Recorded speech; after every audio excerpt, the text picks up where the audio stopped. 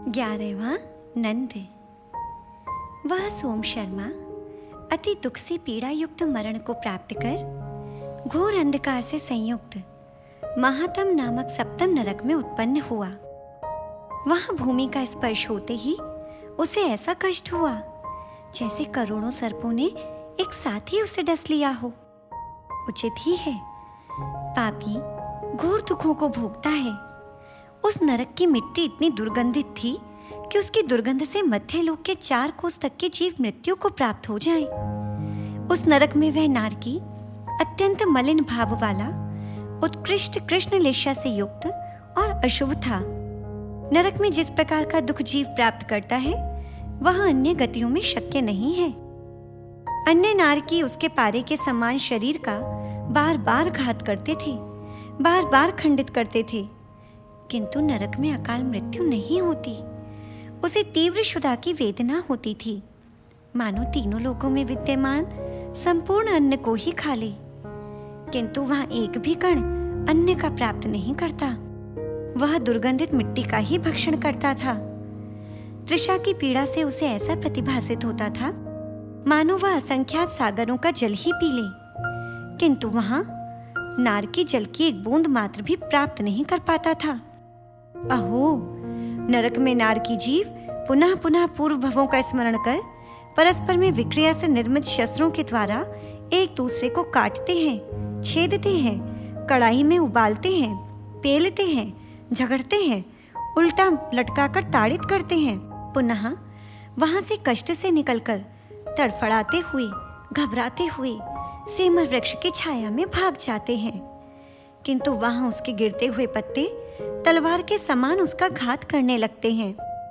पुनः वे वहां से भागकर वैतरणी नदी में कूद जाते हैं।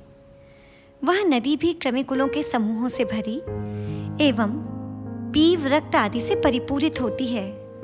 हाय, उन नारकियों को क्षण मात्र की भी सुख शांति कहीं नहीं मिलती। नरक के अंतर्मुहूर्त के घोर दुखों और कष्ट को श्रुत केवली भी कोटि कोटि जीवाओं से भी कहने में समर्थ नहीं है। पुनः 33 सागर पर्यंत अति कष्ट को भोगकर वह जीव वहां से निकलकर अंतिम स्वयंभू रमण समुद्र में तिमिंगल जाति का मत्स्य हुआ, जिसके शरीर की लंबाई 1000 योजन, चौड़ाई 500 योजन और ऊंचाई 250 योजन थी। वहां वह जीव हिंसा करते हुए घोर दुखों को भोगकर संक्लेश पूर्वक आर्त ध्यान से मृत्यु को प्राप्त कर 6वें तमह प्रभा नामक नरक में उत्पन्न हुआ। वहां 22 सागर पर्यंत उसने अकथनीय दुखों को भोगा, किंतु उसके पाप अभी नष्ट नहीं हुए। मुनिघात महापाप है, अतः जीव उस महापाप को अतिशीघ्र किस प्रकार नष्ट कर सकता है? नहीं कर सकता। बहुत भवों में कष्टों को भोगते हुए वह जीव दुर्गतियों में परिभ्रमण करता है।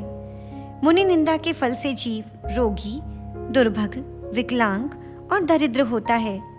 जीव मुनिवध से उत्पन्न पाप के भयंकर फल को भव भव में भी भोगने में समर्थ नहीं होता।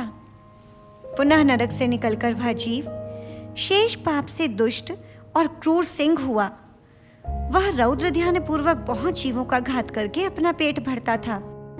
यद्यपि सिंह पर्याय में भी कल्याण का भाव शक्य है, जैसे वन में सिंह पर्याय में भगवान महावीर स्वामी के जीव ने मुनिराज के दर्शन से व उनकी धर्मामृत के पान से कल्याण का भाव उत्पन्न हुआ था, किंतु पाप के उदय से जीव को जिन दर्शन और मुनि दर्शन प्राप्त नहीं होते। जिन दर्शन, मुनि दर्शन, धर्म श्रवण और प्रशस्त भाव, ये 4 पुण्य के फल हैं। वह सिंह अपनी वृद्धावस्था में शिकार पकड़ने में समर्थ नहीं रहा। वह क्षुधातु सिंह संक्लेश भावों से मृत्यु को प्राप्त कर पंचम नरक में उत्पन्न हुआ। वहां उस जीव ने 17 सागर पर्यंत घोर दुखों को भोगा। पुनः वहां से निकलकर अति विषैला सर्प हुआ। अपने पूर्व संस्कारों के वशीभूत वहां वह जीव बहुत जीवों का घात करता था। तब अति क्रोध मिश्रित घोर संक्लेश भावों से उस जीव ने चतुर्थ नरक की आयु का बंध किया। मृत्यु को प्राप्त कर वह वहां नारकी हुआ। वह 10 सागर पर्यंत वचनातीत अति दारुण दुखों को भोगते हुए संक्लिष्टता पूर्वक मरण कर हिंसक और क्रोधित बाघ हुआ। वह जंगली कुत्तों के समूह के द्वारा अत्यंत क्रोध के भाव से मरण को प्राप्त हुआ। एवं तृतीया मेघा नामक नरक में नारकी हुआ। वहां घोर कष्टों को भोगकर वहां से निकलकर दुराशय वाला क्रूर परिणामी गृध्र हुआ। वह अति आसक्त परिणामों से नदी के शुष्क स्थान पर स्थित मूषक, मुर्गे के बच्चे, मछली, खरगोश के शिशु आदि जीवों के कलेवर, पड़े हुए अस्थि, मांस, हाड़ का भक्षण करता था। अचानक जल वृष्टि से वह नदी अतिशय जल से परिपूरित हो गई। तब जल प्रवाह से संक्लेश भावों से मृत्यु को प्राप्त कर वह शर्करा प्रभा नामक द्वितीय नरक में उत्पन्न हुआ। पश्चात 3 सागर पर्यंत अति दुखरूप पाप के फल को भोगा। देखो, तृतीय नरक तक तीर्थंकर प्रकृति का बंधक संभव है। चतुर्थ नरक से निकलकर जीव केवली होने में समर्थ होता है। पंचम नरक से निकलकर जीव निर्ग्रंथ मुनि तो हो सकता है, किंतु केवली नहीं। षष्टम नरक से निकलकर जीव श्रावक तो हो सकता है, किंतु मुनि नहीं। सप्तम नरक से निकलकर जीव क्रूर परिणामी तिर्यंश ही होता है। वह पुनः नरक में ही उत्पन्न होता है।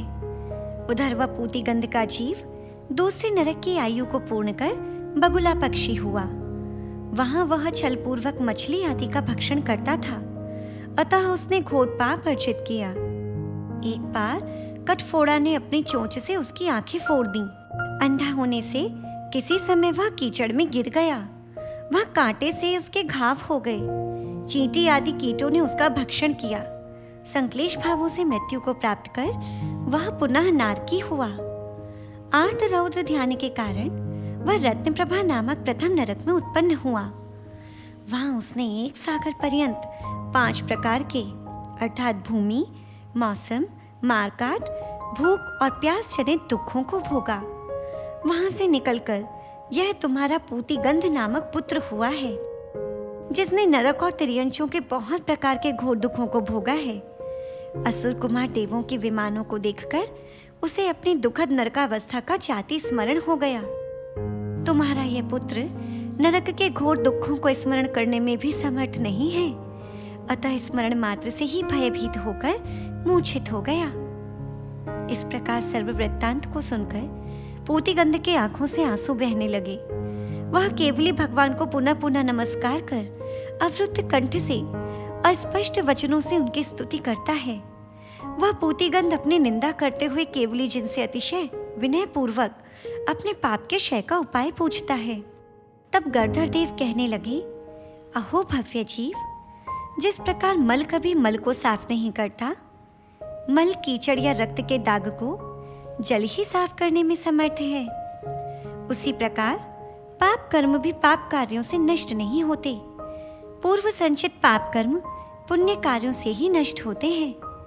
भव्यों के हित के लिए अहिंसा, सत्य, अचौर्य, ब्रह्मचर्य और अपरिग्रह ये 5 महाव्रत लोक में प्रसिद्ध हैं। धर्म का प्रभाव अचिंत्य है। उस धर्म का मूल सम्यक्त्व है। उसके अविनाभावी सम्यक ज्ञान होता है, जो मोह को नाश करने वाला है। सम्यक चारित्र के बिना सम्यक दर्शन और सम्यक ज्ञान से मोक्ष मार्ग नहीं बनता। सम्यक दर्शन, सम्यक ज्ञान और सम्यक चारित्र रूप रत्नत्रय के धारक ही मोक्ष मार्गी जानने चाहिए। मोक्ष के कारणभूत वह रत्नत्रय निश्चय और व्यवहार के भेद से 2 प्रकार का होता है। अप्रमत्त आदि गुणस्थानों में स्थित मुनिराज निश्चय मोक्ष मार्गी जानने चाहिए। प्रमत्त विरत गुणस्थान में स्थित श्रमण व्यवहार से मोक्ष मार्गी जानने चाहिए।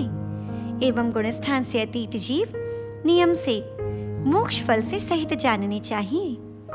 सम्यक दर्शन और सम्यक ज्ञान के धारक जीव नियम से असंयत सम्यक दृष्टि होते हैं। वे किसी भी काल या स्थान में मोक्ष मार्गी नहीं होते।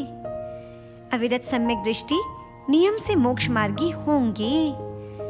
प्रशांत देशव्रती निश्चय से एक देश मोक्ष मार्गी होते हैं। श्रमण व्रत के पालन की शक्ति से हीन होने पर तुम्हें परंपरा से मोक्ष के हेतु उपासक व श्रावक धर्म का पालन करना चाहिए। तुम्हें जिनेंद्र भगवान के द्वारा कथित जिनागम में वर्णित पापों का नाश करने वाले सुव्रतों का भी श्रद्धापूर्वक पालन करना चाहिए। ये व्रत कर्मों का क्षय करने में भी समर्थ हैं। णमोकार व्रत, नंदीश्वर व्रत, समवसरण व्रत, पुष्पांजलि व्रत, रोहिणी व्रत, कर्मदहन व्रत, जिनगुण संपत्ति व्रत, 64 रिद्धि व्रत, रवि व्रत, धूप दशमी व्रत, अनंत चतुर्दशी व्रत, 10 लक्षण व्रत, 16 कारण व्रत, जिन सहस्रनाम व्रत, श्रुत पंचमी व्रत, अश्विनी व्रत, मुरज व्रत, कवल चंद्रायण व्रत, विमान पंक्ति व्रत, सिंह निष्क्रीडित व्रत, लब्धि विधान आदि बहुत प्रकार के व्रत हैं। दुर्गति का नाश करने में, दुरावस्था से छुटकारा दिलाने में, पुण्य से भरने और मोक्ष पद देने में व्रत ही समर्थ है। इस प्रकार गणधर परमेष्ठी द्वारा अपने दुख के क्षय का उपाय सुनकर पूतिगंध ऐसे हर्षित हुआ जैसे अंधकार में किसी जीव को प्रकाश ही मिल गया हो। तब पूतिगंध अति विनय पूर्वक भगवान के चरणों में निवेदन करता है, हे स्वामी, मुझे कोई अचिंत्य प्रभावी व्रत प्रदान कीजिए जिससे मैं अपने द्वारा किए गए पाप कर्मों का क्षय करने में समर्थ हो सकूं। तब गणधर देव कहते हैं, हे पुत्र, तुम चारों प्रकार के आहार और कषाय का त्याग कर मौन से धर्म ध्यान पूर्वक रोहिणी व्रत का पालन करो। एक रोहिणी व्रत ही सर्व पाप कर्मों के क्षय करने में, सुंदर रूप, आरोग्य एवं मनुष्य व देवों का वैभव देने में समर्थ है। निकांक्ष भाव से श्रद्धा पूर्वक व्रत पालन करने से जीव सर्व प्रकार का सुख प्राप्त करता है।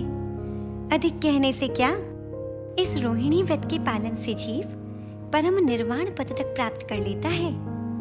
एक रोहिणी व्रत से जीव संसार में उत्कृष्ट भोगों को प्राप्त करता है, चक्रवर्ती और कामदेव आदि के पद को प्राप्त कर पुनः तीनों लोकों का नाथ अर्थात जिनेंद्र देव होता है। तब इन वचनों को सुनकर रोमांचित और आनंद अश्रु बहाता हुआ वह पूतिगंध कहता है, हे निर्ग्रंथ गणेश, आपके चरण कमलों की कृपा से क्षण क्षण में बढ़ते हुए आनंद से मेरा चित्त अति पवित्र और हर्षित है। आपकी कृपा दृष्टि से भव्य जीव मोक्ष प्राप्त करने में समर्थ होते हैं। हे नाथ, मैं अभी महाव्रतों को धारण करने में समर्थ नहीं हूँ, किंतु स्वकल्याण की तीव्र भावना मेरे चित्त में है। मैं केवली प्रभु की साक्षी में ग्रहण किए गए रोहिणी व्रत का श्रावक के 12 व्रतों के साथ विशुद्धि पूर्वक श्रद्धा से पालन करूंगा। हे गणधर प्रभु, व्रत के निर्दोष पालन हेतु मुझे आशीष प्रदान करें। हे प्रभु, आशीर्वाद दें कि श्रावक के व्रतों का पालन कर मेरा सल्लेखना व समाधि मरण होवे। हे गुरुवर, आपके प्रसाद से मैंने पापों का नाश करने वाला श्रेष्ठ उपाय प्राप्त किया है। मेरे समान बहुत से जीव आपके निमित्त से शुभ मार्ग प्राप्त करते हैं। जैसे श्रेष्ठ राजा के राज्य में सुखी प्रजा धर्म कार्य में रत रहती है, वैसे ही श्रेष्ठ सुगुरु के सानिध्य में भव्य जीव पुण्य कार्यों और मोक्ष मार्ग में रत रहते हैं। जैसे चंद्र के बिना उसकी ज्योत्सना, पुष्प के बिना उसकी गंध और जल के बिना शीतलता संभव नहीं है, उसी प्रकार सुगुरु की उपासना के बिना सम्यक ज्ञान संभव नहीं है। जिस प्रकार समुद्र में अनेक प्रकार की विपुल रत्न राशि होती है, उसी प्रकार गुरु के चरणों में सदैव गुण, स्वभाव और उत्कृष्ट धर्म होता है। जिस प्रकार सूर्य की तीव्र ताप से पुष्पों में गंध और फलों में मधुरता आती है, उसी प्रकार गुरु के माध्यम से शिष्यों में गुण, धर्म व स्वभाव प्रकट होता है। जैसे जल में शीतलता होती है, पुष्पों में कोमलता होती है, उसी प्रकार गुरु कृपा से भव्य जीव सहज ही सम्यक्वादी गुणों को और मोक्ष मार्ग को प्राप्त करते हैं। गुरु पिता के समान पूज्य होते हैं। वे सदैव सुसंस्कार, सम्यक आचार, सुव्रत और सुधर्म प्रदान करते हैं। वे कभी भववर्धक व कर्म बंधक नहीं होते। जैसे जल सिंचन करने से वृक्षों के पत्ते, पुष्प व फल आदि वृद्धिंगत होते हैं, उसी प्रकार गुरु के आशीर्वाद से तप, संयम और शील वृद्धिंगत होता है। जैसे सूर्य कमल आदि पुष्पों का विकास करने वाला होता है, उसी प्रकार गुरु का दर्शन और स्नेह निकट भव्यों के चित्त का विकास करने वाला होता है। जैसे अपनी माता को देखकर बालक संतुष्ट और हर्षित होता है, उसी प्रकार गुरु को देखकर शिष्य संतुष्ट और हर्षित होता है।